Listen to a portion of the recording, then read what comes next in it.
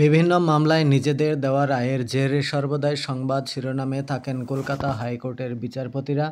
আজ সেই বিচারপতিদের নিয়েই এই প্রতিবেদন। বর্তমানে কলকাতা হাইকোর্টের প্রধান বিচারপতি পদে নিযুক্ত হয়েছেন টি.এস. শিবগানাম। 2023 সালের 11 মে তিনি কলকাতা হাইকোর্টের 33তম প্রধান বিচারপতি হিসাবে নিযুক্ত হয়েছেন। হাইকোর্টের বিচারপতিদের বেতন কত? বর্তমানে কলকাতা হাইকোর্টে 46 জন বিচারপতি রয়েছেন। সম্প্রতি 3 জন অতিরিক্ত বিচারপতির শপথ গ্রহণ করেছেন হাইকোর্টে।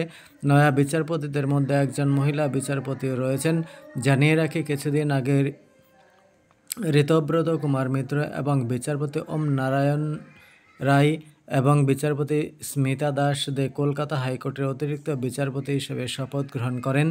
উল্লেখ্য, দীর্ঘ 163 বছরের ইতিহাসে এই প্রথমবার কলকাতা হাইকোর্টে একসঙ্গে 8 জন মহিলা বিচারপতি রয়েছেন, যারা হলেন বিচারপতি অমৃতা সিনহা, বিচারপতি শম্পা সরকার, বিচারপতি শুভ্রা ঘোষ, বিচারপতি অনন্যা বন্দ্যোপাধ্যায়, বিচারপতি চৈতালি চট্টোপাধ্যায় দাস, বিচারপতি শম্পা দত্ত পাল এবং বিচারপতি রায় চট্টোপাধ্যায়।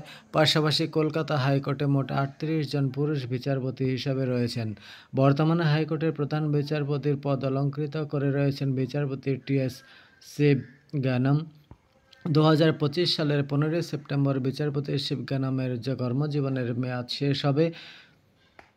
starunfolded.com দ্বারা প্রাপ্ত তথ্য অনুযায়ী সরকারি কর্মী হিসেবে মাসিক 2,50,000 টাকা বেতন পান কলকাতা হাইকোর্টের এই প্রধান বিচারপতি। পাশাপাশি আনুষঙ্গিক অনেক ভাতাও পেয়ে থাকেন। গুগল থেকে প্রাপ্ত তথ্য অনুযায়ী হাইকোর্টের বিচারপতিরা মাসিক 2,25,000 টাকা বেতন পেয়ে থাকেন। পাশাপাশি আনুষঙ্গিক অনেক ভাতা ও পেনশনও পেয়ে থাকেন।